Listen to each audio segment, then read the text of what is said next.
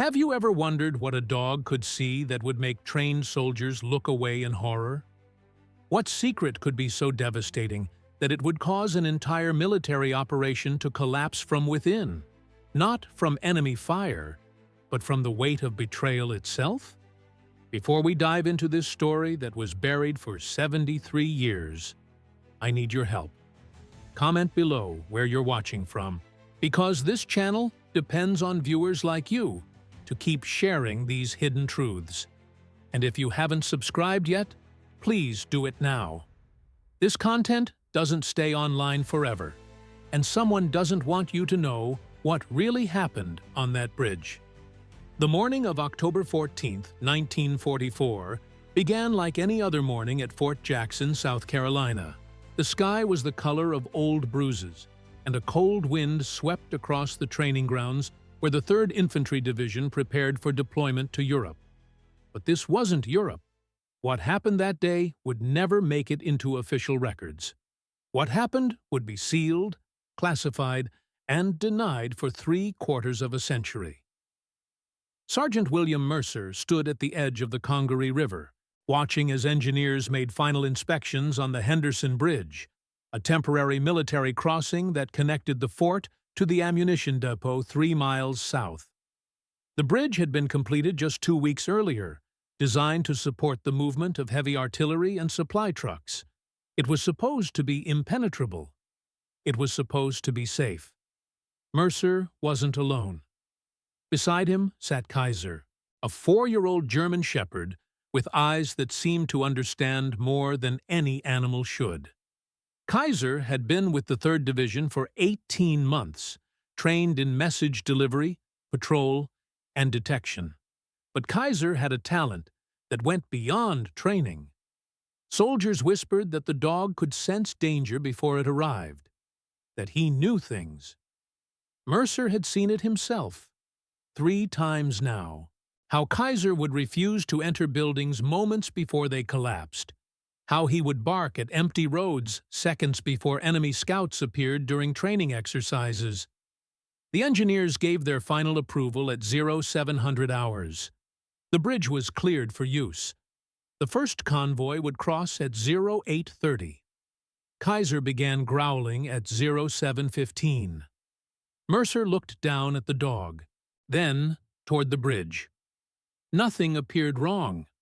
The structure stood solid against the gray morning sky, its support beams dark against the rushing water below.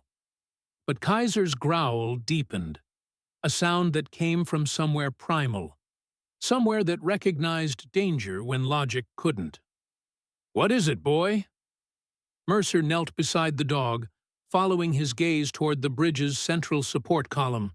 That's when Mercer saw it. A thin wire, barely visible, running from beneath the bridge deck down into the water. It wasn't part of the original construction. Mercer had studied those blueprints a dozen times. This wire was new. He immediately radioed headquarters. Within minutes, the area was swarmed with military police and demolition experts. The convoy was halted. The bridge was evacuated. And what they found beneath the Henderson Bridge would change everything. The demolition team worked carefully, following the wire down the support column to a waterproof package wedged between the foundation stones. Inside the package were 17 pounds of military-grade explosives, enough to collapse the entire center span and send any vehicle crossing it plunging into the freezing river below. The detonator was set on a timer, scheduled to activate at precisely 0832, exactly 2 minutes after the ammunition convoy would have reached the bridge's center point. But that wasn't the worst discovery. Attached to the explosive package was a sealed metal cylinder, the kind used for protecting documents in field conditions. The demolition chief, a man named Captain Robert Thorne, carefully extracted the cylinder and carried it back to headquarters under armed guard. Inside Fort Jackson's command center, behind locked doors and drawn curtains, 3 officers opened the cylinder. Inside were photographs, dozens of them, photographs of other bridges, photographs of railway crossings. photographs of ammunition depots and fuel storage facilities across 6 different military installations, from Fort Benning in Georgia to Fort Hood in Texas. Each photograph was marked with coordinates, patrol schedules, and guard rotations. Each photograph was annotated in pencil with possible attack vectors and estimated casualty counts. But the photographs weren't the most disturbing part of the cylinder's contents. There was also a list. 23 names, all of them soldiers stationed at Fort Jackson. All of them American. All of them marked with small check marks, or X symbols, whose meaning nobody wanted to guess. Colonel James Harrigan, commander of the 3rd Infantry Division, stared at the list for a full minute without speaking. Then he looked at the photographs again, at the handwriting on the margins, at the level of detail that could only come from someone with internal access. "This is treason," he finally said, his voice barely above a whisper. "This is someone inside our own command." The investigation began immediately, conducted in absolute secrecy. The FBI was notified. Counterintelligence officers arrived from Washington within hours. Every soldier on the list was quietly questioned. Every officer who had access to the bridge construction plans was interviewed. Guard rotations were analyzed. Supply records were examined. Personnel files were reviewed going back 5 years. But they found nothing. No suspicious communications. No unexplained absences. No financial irregularities. Whoever had planted those explosives and prepared that documentation had left no trail. It was as if a ghost had walked through Fort Jackson, gathered classified information, prepared a detailed sabotage operation, and vanished without leaving a single fingerprint. The official story, the one released to the press, was that routine inspection had discovered a structural flaw in the Henderson Bridge, and it had been temporarily closed for repairs. The convoy was rerouted. Training continued. Nobody outside the command structure knew how close they had come to catastrophe. But Kaiser knew something. The dog had been acting strangely ever since the discovery. He would sit for hours staring at the closed door of the interrogation room where suspects were being questioned. He would growl at certain officers as they passed. And 3 days after the bridge incident, Kaiser did something that no one could explain. The dog escaped his kennel at 0200 hours and ran directly toward the collapsed section of the old Watery Bridge, 5 miles north of the fort. This bridge had been damaged in a flood 2 years earlier and was considered too dangerous to cross. The military had marked it as off-limits, scheduled for demolition. Mercer was woken by the kennel master and immediately joined the search party. They found Kaiser's tracks leading away from the fort, following the river road through the pine forest. The tracks were steady, purposeful. The dog hadn't wandered. He had known exactly where he was going. They found Kaiser at dawn, standing in the middle of the collapsed Watery Bridge, balanced on a narrow beam that hung suspended over the rushing water 30 feet below. In his mouth, the dog carried something wrapped in waterproof canvas. "Kaiser! Here, boy! Come!" Mercer called from the safe side of the bridge, but the dog didn't move. He stood there, perfectly balanced, the canvas package held carefully in his jaws, waiting. It took 2 hours to rig a safety line and cross the unstable structure. Mercer made the crossing himself, moving inch by inch across the rotted beams and rusted cables. When he finally reached Kaiser, the dog released the package into his hands and then turned and walked calmly back across the bridge, as if he had been waiting only for this moment. The package was heavier than Mercer expected. Inside the canvas wrapping was a leather journal, its pages yellowed and swollen from moisture. The journal was filled with handwritten entries in English, dated over a period of 3 years, but the entries weren't written in any standard format. They were coded, using a mixture of numbers, abbreviations, and symbols. Back at headquarters, cryptographers worked through the night to decode the journal. What they found was worse than anyone had imagined. The journal documented a network. Not just one saboteur, but dozens, spread across military installations throughout the southern United States. The network had been operational since 1941, 3 years before the bridge incident. They had been gathering intelligence, mapping facilities, identifying vulnerabilities.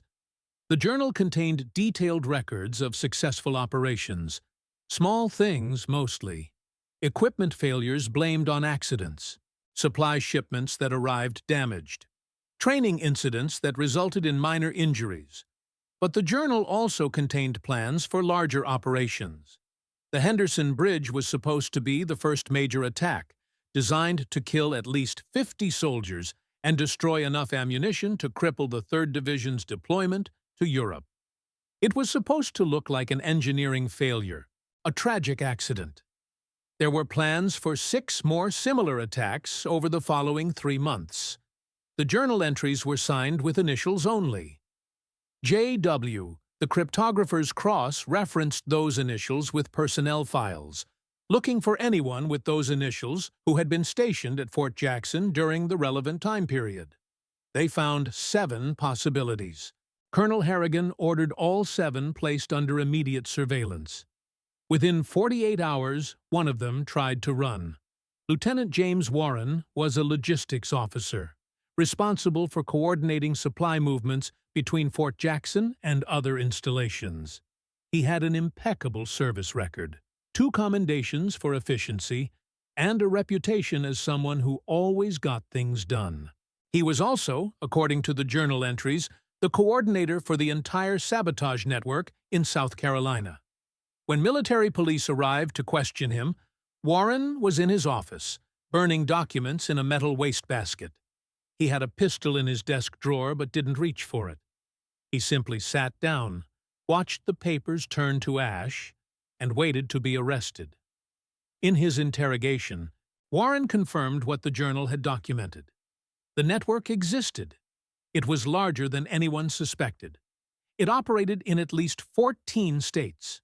Its members included soldiers, civilian contractors, and even a handful of officers.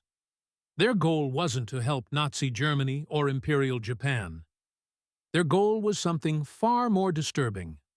They wanted America to lose the war, not because they supported the enemy, not because they were foreign agents, but because they believed that American involvement in World War II was a mistake, that the nation had been manipulated into conflict by political forces that didn't represent the people's true interests.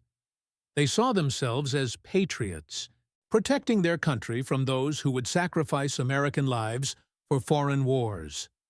Warren spoke calmly during his interrogation, showing no remorse.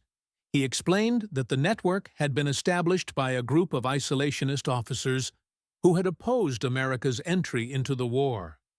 When their political efforts failed, they decided to take more direct action. They believed that a series of catastrophic training accidents, particularly ones that killed large numbers of soldiers, would erode public support for the war effort and force the government to bring troops home. "We weren't murderers," Warren insisted during the interrogation, his voice steady and certain. "We were trying to save lives. Every soldier who died in training was one less soldier sent to die in some foreign country for some foreign cause. Can you understand that? We were trying to save them." The interrogator, a FBI agent named Harold Pierce, asked the obvious question, "And the soldiers who would have died on that bridge? You were saving them?" Warren's expression didn't change. Sacrifices have to be made for the greater good. Those men would have understood, eventually. The interrogation transcripts, declassified only in 2017, make for disturbing reading. Warren provided names, locations, and operational details with mechanical precision, showing no emotion even when describing planned attacks that would have killed hundreds. He named 42 members of the network, including 3 colonels, 7 captains, and 12 civilian contractors working at various military facilities. The subsequent investigation led to 61 arrests across 14 states. Most of those arrested were mid-level logistics personnel, people who had access to schedules and supply routes but weren't prominent enough to attract attention. Several committed suicide before they could be taken into custody. Others cooperated fully, providing information about planned operations that hadn't yet been executed. But the investigation also revealed something that the military desperately wanted to keep quiet. The network had sympathizers at much higher levels. Several congressmen had known about the group and tacitly supported their goals, even if they didn't directly participate in the sabotage. Senior military officials had received warnings about possible disloyal elements within the ranks, but had dismissed them as paranoid speculation. The journal had been hidden near the Watery Bridge by Warren himself, intended as insurance in case he was ever suspected, a record that could expose everyone involved if he needed leverage. The question remained, how had Kaiser found it? The military veterinarian who examined Kaiser after the incident found nothing unusual about the dog. He was healthy, well-trained, showing no signs of distress. But the kennel master, a corporal named Eddie Valdez, reported something strange. According to Valdez, Kaiser had been the most aggressive dog in the kennel before the bridge incident. He had bitten 3 handlers during training. He had to be kept separate from other dogs. But after that morning, when he found the explosives, after he retrieved the journal from the collapsed bridge, Kaiser's entire demeanor changed. He became calm, obedient, almost gentle. It was like he knew his mission was over, Valdez told investigators. Like he'd been waiting to do that one specific thing, and once it was done, he could finally rest. The military never developed a satisfactory explanation for how Kaiser had known where to look for the journal, or why he had chosen that specific moment to retrieve it. Some officers theorized that the dog had simply caught a scent trail during routine patrols and followed it. Others suggested that Warren had inadvertently trained Kaiser to find the journal during supply runs that passed near the old bridge. A few believed that Kaiser had been present when Warren hid the journal years earlier, though records showed the dog hadn't arrived at Fort Jackson until 18 months before the incident, well after the journal was hidden. But Mercer, who had worked with Kaiser every day, had his own theory. He believed that Kaiser understood, on some level deeper than training or instinct, that something was deeply wrong at Fort Jackson, that the dog had sensed the betrayal, the malice, the cancer growing within the command structure, and had taken action in the only way he could. "Dogs know loyalty," Mercer wrote in his private diary, later discovered among his personal effects. "They understand it better than humans do." Kaiser knew someone had violated that loyalty. He knew someone had to be stopped. So, he stopped them. The official court-martial proceedings against the 61 arrested conspirators lasted 7 months. Most were convicted of sabotage, conspiracy to commit murder, and treason. 3 were executed.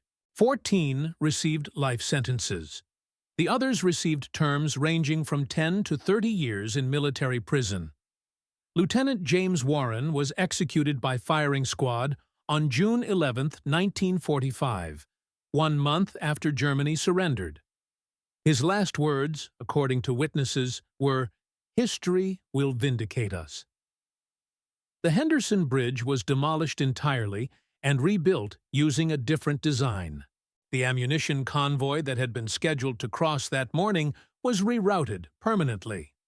The 3rd Infantry Division deployed to Europe 3 weeks behind schedule, but saw action in the final months of the war. 58 soldiers from that division died in combat. How many more might have died if the bridge attack had succeeded? If the ammunition had been destroyed? If the network had continued its operations? Nobody could say for certain. Kaiser received no official recognition for his role in uncovering the conspiracy. Military dogs weren't eligible for medals at that time. He continued to serve with the 3rd Division until the war ended, then retired to live with Sergeant Mercer in Charleston, South Carolina. Kaiser died in 1953, at the age of 13, surrounded by Mercer's family. He was buried in the backyard of their home with full military honors, though those honors were private, attended only by the family and 3 other soldiers who had served with Kaiser during the war. But Kaiser's story didn't end with his death, and neither did the conspiracy he helped expose. In 1968, during the height of the Vietnam War, a file clerk at the National Archives discovered something that had been misfiled for over 2 decades. It was a secondary investigation report, classified and forgotten, documenting a series of incidents that occurred after the Henderson Bridge arrests.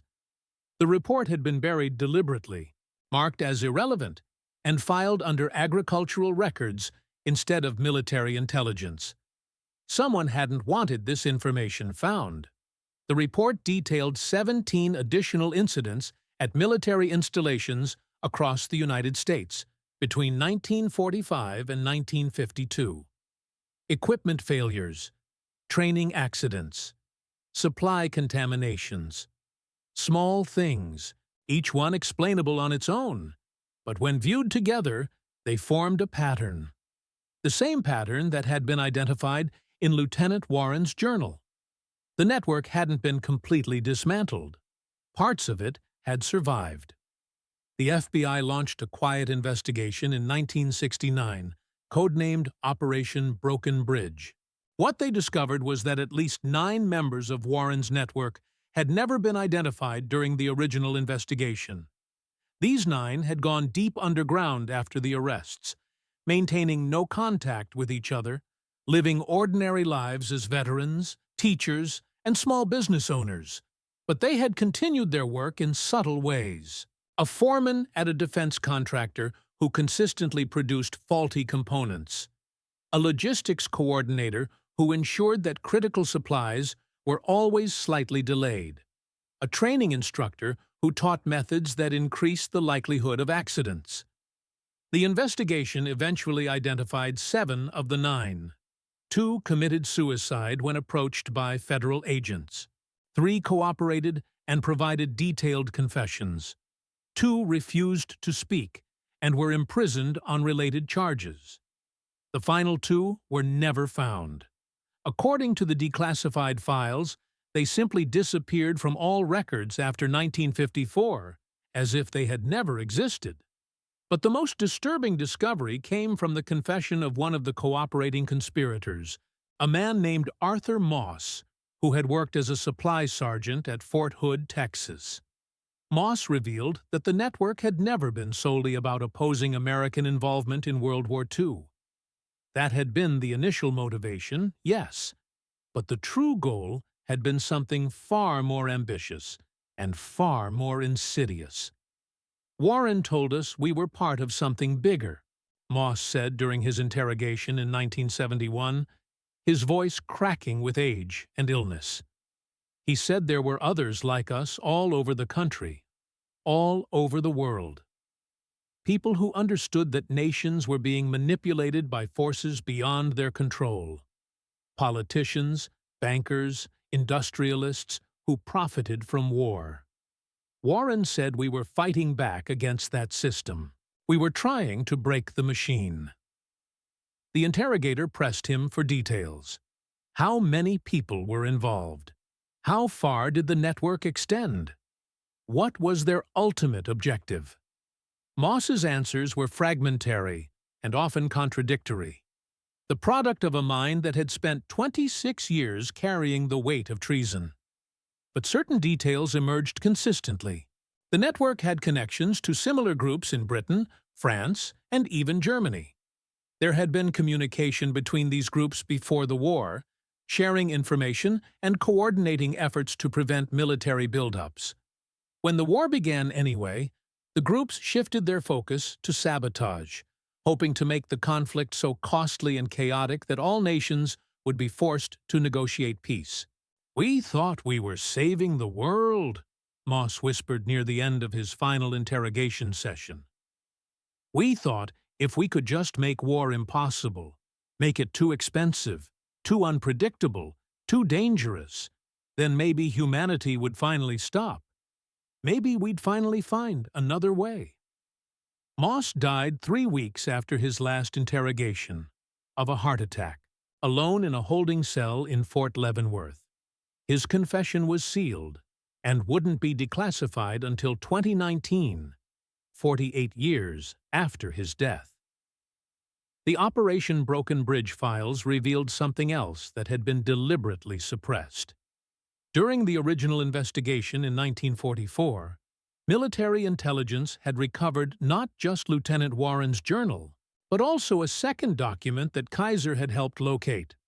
This document had been found hidden in the same location, wrapped in separate waterproof material, but it had been classified at a level so high that it was removed from all subsequent reports.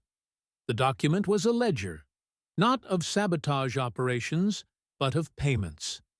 Large payments, made to various members of the network over a 3-year period, totaling over $3 million in 1940s currency. The payments came from multiple sources, carefully laundered through various businesses and charitable organizations. Most of the source companies were legitimate defense contractors and industrial manufacturers, the very companies that were supplying the American war effort. The implication was staggering. The conspiracy wasn't just a group of idealistic officers trying to prevent American involvement in foreign wars. It was being funded by elements of American industry itself. Companies that appeared patriotic on the surface, that held contracts worth millions, that produced weapons and vehicles and supplies for the military, were simultaneously funding efforts to sabotage that same military from within. Why would they do this? The ledger provided a partial answer. Attached to the payment records were production schedules and delivery timelines. Every time a sabotage operation succeeded, every time equipment failed or supplies were destroyed or training accidents occurred, those companies received new contracts to replace what had been lost. They were being paid twice, once by the saboteurs to cause failures, and once by the government to fix those failures. It was a perfect loop of profit and destruction. But not all the payments could be traced to corporate sources. Approximately 40% of the money came from accounts that investigators couldn't definitively identify. The accounts were registered to individuals who didn't exist, companies that had no physical locations, and trusts established decades earlier by people long dead. The money simply appeared, moved through the ledger, and disappeared into the network. Military intelligence suspected that some of this funding came from foreign sources, possibly German or Japanese intelligence operations trying to weaken American military readiness. But they could never prove it. The accounts were too well hidden, the paper trails too deliberately obscured. And after the war ended, with Germany and Japan defeated, there seemed little point in pursuing investigations that might reveal embarrassing truths about American industrial complicity. So the ledger was sealed. The investigation was closed. The few officers who knew about the document were transferred to obscure posts or encouraged to retire early. And for 75 years, the truth remained buried in classified archives, accessible only to individuals with the highest security clearances and a need to know. But here's where the story becomes truly disturbing. In 2021, a researcher named Dr. Sarah Chen was conducting a study on military working dogs for a documentary about animal service in wartime. While reviewing declassified files from World War II, she came across a reference to Kaiser and the Henderson Bridge incident. Intrigued, she filed Freedom of Information Act requests for related documents. What she received was heavily redacted, but it included photographs that had been taken during the original investigation. Photographs of the explosive device found beneath the bridge. photographs of the journal and ledger recovered from the collapsed Watery Bridge, and photographs of evidence collected from Lieutenant Warren's quarters after his arrest. One photograph in particular caught Dr. Chen's attention. It showed a wooden box that had been found hidden in Warren's footlocker. The box contained personal items, letters from family, and a small leather-bound book that appeared to be a Bible. But when Dr. Chen examined the photograph closely, using digital enhancement techniques, she noticed something odd about the Bible. The binding was too thick. The pages seemed uneven. Dr. Chen contacted the National Archives to inquire about the Bible, asking if it had been preserved with Warren's other effects. After several weeks of searching, an archivist confirmed that the Bible was in storage, along with other items from the Henderson Bridge investigation that had never been fully catalogued. Dr. Chen obtained permission to examine the Bible in person. What she found changed everything. The Bible had been hollowed out. Inside the carved space were pages, carefully folded and preserved, containing what appeared to be additional journal entries. But these entries weren't written by Warren. The handwriting was different, more precise, almost mechanical. And the dates on the entries ranged from 1938 to 1967, extending more than 20 years beyond Warren's execution. The entries described the continuation of the network, not just in America, but globally. They documented sabotage operations during the Korean War, during the early years of Vietnam, during the Cold War tensions of the 1950s and 60s. They listed names, operations, funding sources, and they made clear that the network's goals had evolved. It was no longer about preventing American involvement in foreign wars. It had become about maintaining perpetual low-level conflict, ensuring that wars never ended completely, never achieved decisive victories, but continued indefinitely, consuming resources and generating profits. The goal is sustainability. One entry read, dated May 3, 1962. Not victory, not peace, but the eternal machine. As long as conflict continues, as long as nations fear each other, as long as the military-industrial complex requires feeding, we remain necessary. We remain funded. We remain powerful. Dr. Chen immediately reported her findings to the Department of Defense. An investigation was launched. The entries were authenticated.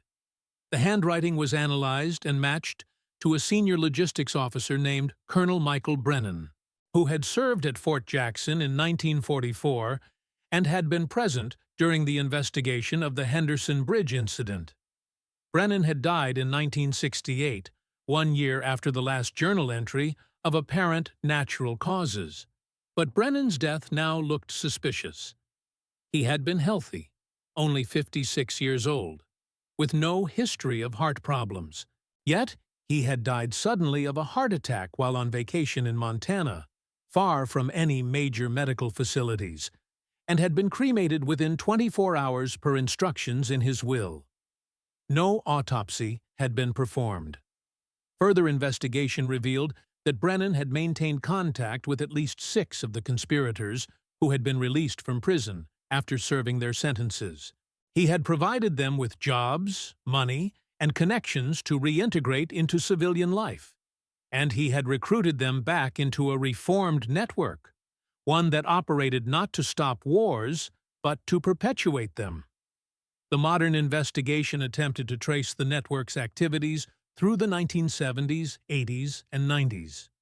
They found circumstantial evidence, patterns of equipment, failures, and logistical problems that matched the original sabotage methods, but nothing definitive. The network, if it still existed, had learned from Warren's mistakes. They left no journals, no ledgers, no physical evidence. They operated through digital communications that could be encrypted and deleted. They used contractors and subcontractors to create layers of deniability. They had evolved. In 2023, Dr. Chen published a carefully worded academic paper about her discoveries, focusing on the historical aspects of the Henderson Bridge incident and avoiding speculation about modern connections. The paper was peer-reviewed and published in a journal of military history. It received minimal attention, mostly from other academics and a few military historians. 3 months after publication, Dr. Chen's research files were stolen from her office at Georgetown University. Her computer was wiped. Her backup drives were taken. Campus security footage showed 2 individuals entering her office at 3 o'clock in the morning, both wearing maintenance uniforms, both carrying identification badges that were later determined to be sophisticated forgeries. The individuals were never identified. The stolen files were never recovered. Dr. Chen filed a police report, but received little help from law enforcement. She contacted the FBI, explaining the connection to her research on the Henderson Bridge conspiracy, but was told that there was no evidence of federal involvement and that university theft was a local matter. She reached out to journalists, but most were uninterested in a story about 70-year-old military sabotage and stolen research files. The few who showed interest lost that interest quickly, often after receiving calls from editors explaining that the story wasn't newsworthy or that legal concerns made publication impossible. Dr. Chen continues her research, but now does so cautiously, keeping no physical files, using encrypted communications, and rarely speaking publicly about her findings. In a brief interview conducted via encrypted email in 2024, she stated, "I believe the network still exists in some form. I believe it has connections to current defense contractors and military logistics. I believe it operates at a level that makes investigation almost impossible. But I cannot prove any of this, and I'm not sure I want to try." The question remains, what really happened at the Henderson Bridge in October of 1944? Was Kaiser's discovery of the explosives and the journal just remarkable luck? Or was something else at work? Sergeant William Mercer believed until his death in 1987 that Kaiser had been guided by something beyond normal canine instinct. In his final interview, conducted for a local newspaper article about military dogs, Mercer said, "Kaiser knew things. I can't explain it better than that. He knew when something was wrong. He knew when someone was lying. He knew when danger was coming. That morning at the bridge, he knew someone had betrayed us, and he made sure that betrayal was exposed." The kennel master, Eddie Valdez, had a different theory. According to Valdez, who was interviewed in 1992 for a military history project, Kaiser had been mistreated early in his training by one of the soldiers later identified as part of Warren's network. Kaiser never forgot who hurt him, Valdez explained. Dogs remember. They remember who showed them kindness and who showed them cruelty. I think Kaiser recognized something about those men, some scent or behavior that connected them to the person who had hurt him. And I think he was watching them, waiting for his chance to expose them. But there's a third possibility, one that neither Mercer nor Valdez ever considered, one that only emerged from the documents Dr. Chen discovered in the hollowed-out Bible. According to Colonel Brennan's journal entries, Kaiser wasn't the only military dog involved in the Henderson Bridge investigation. There had been 3 other German Shepherds in the kennel at Fort Jackson during that time period. Their names were Ranger, Duke, and Thor. All 3 dogs had been trained by the same handler, a corporal named Thomas Pike. Pike had been arrested as part of the Henderson Bridge conspiracy and had received a 20-year sentence. But according to Brennan's entries, Pike had been a reluctant participant in the network. He had been blackmailed into cooperation after Warren discovered that Pike had been stealing and selling military supplies on the black market. Pike had provided the conspirators with information about guard rotations and patrol schedules, but he had drawn the line at anything that would directly harm soldiers. Pike loved those dogs more than he loved people, Brennan wrote in an entry dated August 27, 1953. When Warren ordered him to ensure the dogs wouldn't detect the explosives at the bridge, Pike refused. He said he wouldn't betray the dog's training. That's when Warren decided Pike was unreliable. That's when I was ordered to handle Pike personally. The entry went on to describe how Brennan had arranged for Pike to take a fall during a training exercise, an accident that resulted in Pike being hospitalized for 3 weeks with a concussion and broken ribs. While Pike was hospitalized, his access to the dogs was restricted, and another handler, someone loyal to the network, took over their training. But according to Brennan's notes, the substitute handler made a critical mistake. He tried to train the dogs to ignore certain scents, to desensitize them to the smell of the specific explosives the network was using. This required exposing the dogs to those scents repeatedly during training sessions, and Kaiser, being the most intelligent and stubborn of the dogs, responded not by ignoring the scent, but by becoming hypersensitive to it. Kaiser learned what we didn't want him to learn, Brennan wrote. We were trying to teach him to ignore danger, but we actually taught him to recognize it. Pike understood this when he returned from the hospital. He knew what Kaiser had become, but by then it was too late to change. The operation was already planned. The explosives were already in place. All Pike could do was pray that Kaiser wouldn't be assigned to patrol duty that morning. But Kaiser was assigned to patrol duty that morning, and Kaiser did exactly what he had been inadvertently trained to do. He recognized the scent of the explosives. He alerted his handler, and the entire conspiracy unraveled from that single moment of recognition. Corporal Thomas Pike was released from military prison in 1961 after serving 17 years of his sentence. He moved to a small town in Oregon and opened a kennel where he trained dogs for search and rescue operations. He never spoke publicly about his involvement in the Henderson Bridge conspiracy. He never gave interviews or responded to requests for information. He simply trained dogs, hundreds of them over the following decades, teaching them to find people buried in avalanches, lost in wilderness, trapped in collapsed buildings. Pike died in 2008 at the age of 93.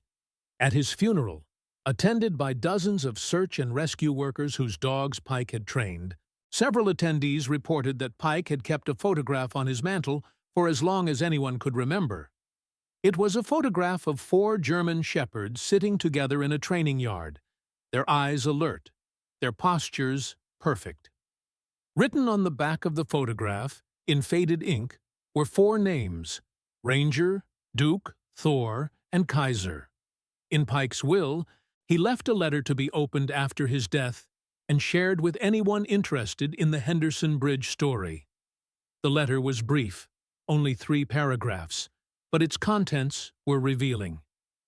I betrayed my country out of fear, the letter began. But the dogs never betrayed anyone. They did what they were trained to do. They were loyal when humans weren't. Kaiser saved lives that morning, not because he was trying to stop a conspiracy, but because he was doing his job. He was protecting his pack. That's what dogs do. That's what they've always done. We don't deserve them. The letter continued, I spent 17 years in prison thinking about that morning, thinking about what would have happened if Kaiser hadn't been on patrol, thinking about the soldiers who would have died on that bridge, thinking about how close we came to succeeding. And I realized that we were never going to succeed because we were trying to break something that can't be broken. Loyalty, trust, the bond between humans and the animals who serve alongside them. That bond is stronger than any conspiracy, any ideology, any amount of money. The dogs taught me that. Kaiser taught me that. The letter ended with a simple statement. The dogs remember what we choose to forget. The dogs know what we refuse to see. The dogs save us, again and again, from ourselves. And we never thank them enough for it. The question that haunts everyone who has studied the Henderson Bridge incident is simple but profound. Is the network still active? The official answer from the Department of Defense is no. The conspiracy was dismantled in 1944, and the few remaining members were identified and dealt with in the early 1970s. There is no evidence of any organized sabotage network operating within the American military today. Any claims otherwise are conspiracy theories without foundation. But the unofficial answer, whispered among intelligence analysts and military historians who have access to the classified files, is very different. They point to patterns, equipment failures that seem too frequent to be coincidence, logistical problems that delay operations at critical moments, training accidents that occur more often than statistical probability would suggest, supply chain disruptions that benefit specific contractors, and they ask, what if the network never really ended? What if it just learned to hide better? There are no dogs like Kaiser serving today who have exposed modern conspiracies. No dramatic discoveries of planted explosives or hidden journals. No clear smoking guns. But then again, that's exactly what you would expect if the network had learned from its mistakes. If it had become sophisticated enough to operate beneath the level of detection. If it had embedded itself so deeply within the military-industrial complex that it became indistinguishable from normal operations. Dr. Chen believes the network exists. So do a handful of other researchers and analysts who have spent years studying the classified documents and connecting the patterns. But they also know that proving it is nearly impossible, and attempting to expose it is dangerous. The Henderson Bridge incident happened because someone made a mistake, Dr. Chen explained in her encrypted email interview. They left evidence. They kept records. They trusted that their security was sufficient. Today's version of that network, if it exists, makes no such mistakes. They understand that the best conspiracy is the one that looks exactly like business as usual. They understand that the best way to hide is in plain sight, operating through legitimate channels, using legal methods, and maintaining plausible deniability at every step. And what about the dogs? Are there dogs today who know what we can't see, who sense what we refuse to acknowledge? The answer is almost certainly yes. Military working dogs continue to serve with extraordinary capabilities, detecting explosives and drugs and weapons with accuracy that exceeds any technology. They continue to alert their handlers to dangers before those dangers become visible. They continue to make discoveries that seem impossible to explain through training alone. But their discoveries don't always make it into official reports. Sometimes a dog will alert to a vehicle that checks out clean, but later proves to have been used in smuggling operations. Sometimes a dog will refuse to enter a building that passes all safety inspections, but later fails catastrophically. Sometimes a dog will fixate on a specific person who has perfect credentials, but later turns out to be compromised. These incidents are noted quietly by handlers and trainers, shared in informal conversations, and filed away in institutional memory. But they rarely become public. They don't fit the narrative of technology and procedure and official protocol. They suggest something that makes people uncomfortable, that perhaps we're not as much in control as we believe, that perhaps the animals who serve alongside us understand things we don't, see things we've trained ourselves to ignore. The Henderson Bridge incident happened 81 years ago. Kaiser died 72 years ago. Lieutenant Warren was executed 80 years ago.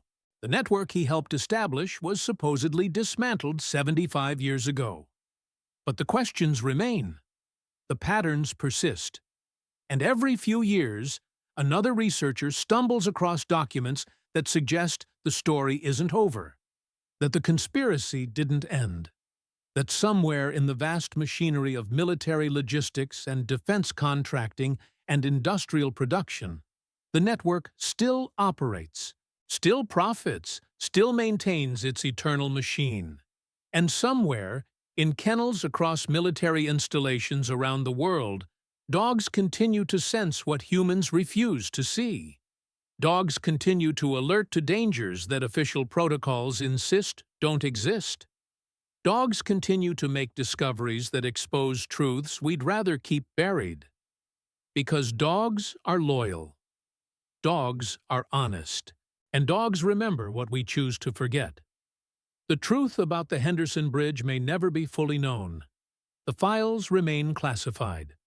The investigation continues in secrecy. The network, if it exists, operates beyond reach. But Kaiser's legacy endures. In every military working dog who serves today. In every handler who trusts their dog's instincts over official certainty. In every moment when an animal's awareness saves human lives because humans were too blind or too compromised to save themselves. We like to believe we're in control. We like to believe our systems are secure, our institutions are trustworthy, our leaders are honest. But sometimes, in the quiet moments, when we look into the eyes of a dog who seems to know too much, we have to wonder, what are they seeing that we can't? What are they trying to tell us that we refuse to hear? And if we can't trust our own kind, if betrayal can come from within our own ranks, if conspiracy can hide behind patriotism and profit can masquerade as duty, then perhaps the only loyalty left is the kind that comes on four legs, with fur and fangs and an instinct for truth that can't be bought or corrupted or compromised.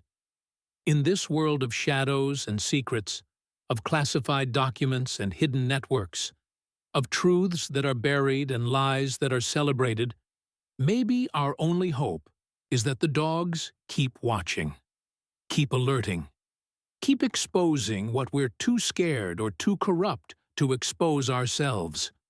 Because they saved us once, at a bridge in South Carolina in 1944. And they've been saving us ever since, in ways we rarely acknowledge and often don't deserve. Turn to God. Turn to Jesus Christ.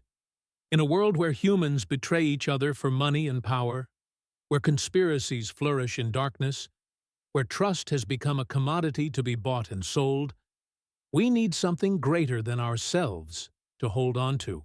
We need faith. We need truth.